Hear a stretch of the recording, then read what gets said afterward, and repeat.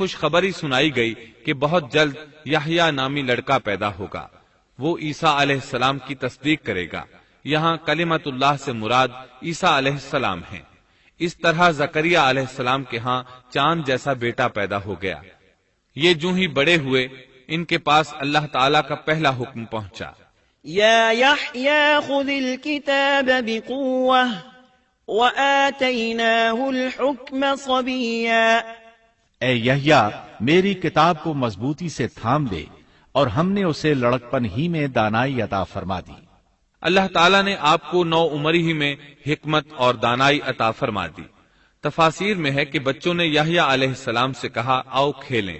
انہوں نے کہا ہم کھیل کود کے لیے پیدا نہیں کیے گئے، اور اس وقت ان کی عمر صرف 5 سال تھی۔ اللہ تعالیٰ سورہ مریم آیت 13 تا 15 میں ان کے اوصاف بیان فرماتے ہیں، وحنانا من لدنا وزكاة وكان تقيا وبرا بوالديه ولم يكن جبارا عصيا وسلام عليه يوم ولد ويوم يموت ويوم يبعث حيا۔ اور ہم نے انہیں اپنے پاس سے شفقت اور پاکیزگی بھی عطا فرمائی، اور وہ پرہیزگار شخص تھا، اور اپنے ماں باپ سے نیک سلوک کرنے والا تھا، وہ سرکش اور گناہگار نہ تھا۔ اس پر سلام ہے جس دن وہ پیدا ہوا، اور جس دن وہ فوت ہوا، اور جس دن وہ زندہ کر کے اٹھایا جائے گا۔ مورخین لکھتے ہیں کہ یحییٰ علیہ السلام کی پیدائش کے صرف 6 ماہ بعد عیسیٰ ابن مریم علیہ السلام پیدا ہوئے، یعنی زکریہ علیہ السلام کی دعا کے 6 ماہ بعد مریم علیہ السلام کی طرف بھی اللہ تعالیٰ نے وحی بھیجی، تاکہ اللہ تعالیٰ انہیں عیسیٰ علیہ السلام جیسا لخت جگر عطا کریں۔ گویا یحییٰ علیہ السلام عیسیٰ علیہ السلام سے 6 ماہ بڑے تھے۔ یحییٰ علیہ السلام بڑے ہوئے تو اپنے والد زکریہ علیہ السلام کے ساتھ بنی اسرائیل کو اللہ کی طرف دعوت دینے لگے۔ اس وقت ایک ظالم شخص ان پر حکمران تھا۔ اس نے اپنے بھائی کی بیٹی سے شادی کرنے کا ارادہ کیا، اگرچہ ان کے دین میں یہ حرام تھا۔ اس نے یحییٰ علیہ السلام سے اس شادی کی اجازت طلب کی، اس لیے کہ ان کی نبوت کا اس وقت تک چرچا ہو چکا تھا، اور وہ ان کے درمیان شریعت کے مطابق فیصلے کیا کرتے تھے۔ فتویٰ لینے کے لیے وہ تحفے تحائف کے ساتھ آپ کی خدمت میں آیا۔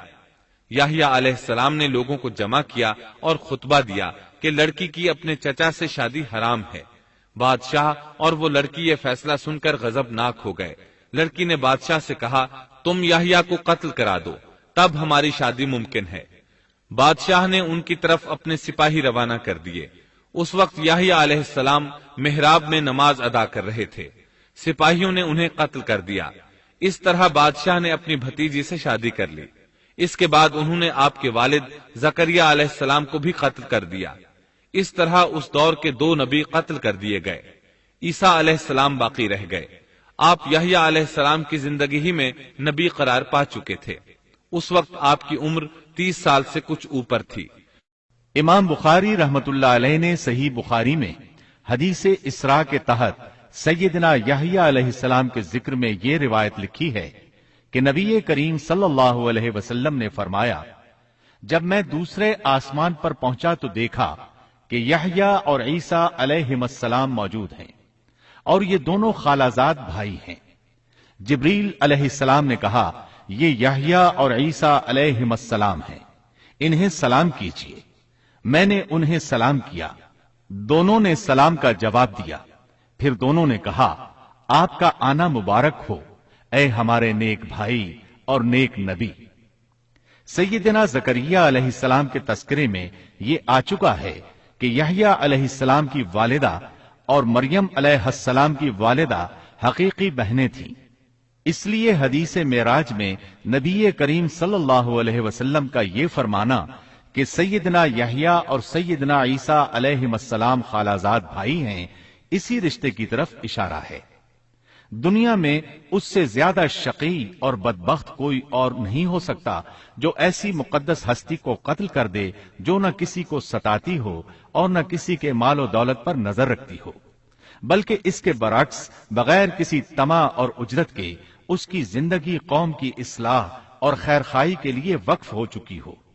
चुनाचे नबी करीम सल्लल्लाहु अलैहि वसल्लम ने इसी बिना पर सैयदना अबू उबैदा रजी अल्लाह अन्हो के इस सवाल पर कि क़यामत में सबसे ज्यादा आजाब का मुस्तहिक कौन होगा, ये फरमाया था, वो शख्स जो किसी नबी को या ऐसे शख्स को कत्ल करे जो भलाई का हुक्म करता हो और बुराई से बाज रखता हो।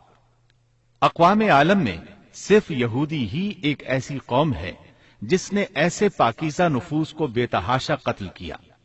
अल्लाह रब्बुल इज्जत सूरह बकरा आयत 61 में फरमाता है, और वो नबियों को नाहक कत्ल करते थे। इंसान को अल्लाह के फजलो करम से किसी भी वक्त और किसी भी हालत में नाउम्मीद नहीं होना चाहिए, मायूसी को पास नहीं आने देना चाहिए। कभी ऐसा भी होता है कि इंसान पूरे खुलूस और पूरी दिल जमाई के साथ दुआएं करता है और मुसलसल करता रहता है, लेकिन इसके बावजूद भी मकसद हासिल नहीं होता। लेकिन इसका यह मतलब हरगिज नहीं कि अल्लाह दुआएं सुन नहीं रहा या कबूल नहीं कर रहा। इस किस्म की मायूसी और ख्यालात को कुफ्र करार दिया गया है। अल्लाह ताला ने गुज़श्ता कौमों के संगीन हालात बयान किए हैं। इन कौमों की जानो माल में ऐसे हादिसात और पै दर पै ऐसी मुसीबतें पेश आईं कि अहले ईमान और उनके नबी पुकार उठे, अल्लाह की मदद कब आएगी। ऐसी सख्त घड़ियां खुशियों का पेश खेमा हुआ करती हैं और मुसीबतों का दौर खत्म हो जाता है। जो लोग अल्लाह की क़ज़ा व क़द्र पर भरोसा रखते हैं वो ऐसे लम्हात में मुसीबतों की दलदल से निकल जाते हैं और उन्हें अल्लाह ताला की तरफ से एक नई जिंदगी अता की जाती है। सैयदना ज़करिया अलैहिस्सलाम जिंदगी भर नबूवत के वारिस के लिए बेचैन रहे, लेकिन अल्लाह ताला से यही हुस्न ज़न रखा कि ऐ परवरदिगार, मैं आपसे मांगकर कभी बेमुराद नहीं रहा। सैयदना ज़करिया अलैहिस्सलाम की उम्र की आखिरी मंजिल आ चुकी थी और आपकी बीवी साहिबा बांझ थी। सारी जिंदगी गोद औलाद से खाली रही थी। लेकिन मरियम अलैहिस्सलाम के हुजरे में करामत का ज़ुहूर देखकर आपका जहन अचानक इस तरफ मुंतकिल हुआ कि जो अल्लाह ताला इस बात पर कादिर है कि जाहिरी असबाब के बगैर हर रोज तरोताजा फल हुजरे में पहुंचा सकता है, वो यकीनन इस पर भी कादिर है कि मेरी इस आखिरी उम्र में मुझे औलाद की नेमत अता कर दे। हकीकत यह है कि दुआ करने वाले की नजर इस आलम असबाब में भी असबाब और वसाइल से कहीं ज्यादा मुसब्बिबुल असबाब पर हो तो वो कबूलियत का दरवाजा फौरन खुल जाता है। सैयदना ज़करिया अलैहिस्सलाम को दूसरे ही लम्हे एक अजीम फर्जंद की बशारत दे दी गई। औलाद की ख्वाहिश एक फितरी ख्वाहिश है और ये ख्वाहिश कनात और ज़ुहद के खिलाफ भी कतन नहीं। कुरान करीम ने अंबिया की जुबान से इस किस्म की दुआएं और पुकार जिक्र करके ये हकीकत वाज़ेह कर दी कि अंबिया और रसूल जो ज़ुहद और कनात के मीनार होते हैं, इस दवाजी जिंदगी से बरी नहीं है। इस्लाम में औलाद की ख्वाहिश को फितरी ख्वाहिश करार दिया गया है। ताहम ये नुक्ता भी जहन में रहना चाहिए कि सैयदना ज़करिया अलैहिस्सलाम सिर्फ औलाद ही नहीं चाहते थे, सालेह औलाद चाहते थे ताकि वो उनके बाद दावत का काम जारी रखे। इसलिए आपने अपनी दुआओं को पाकीज़ा और नेक औलाद के अल्फाज के साथ खास किया। सूरह आले इमरान आयत 38 में है, उसी जगह ज़करिया अलैहिस्सलाम ने अपने परवरदिगार से दुआ की, कहा कि ऐ मेरे परवरदिगार, मुझे अपने पास से पाकीज़ा औलाद अता फरमा, बेशक तू दुआ का सुनने वाला है।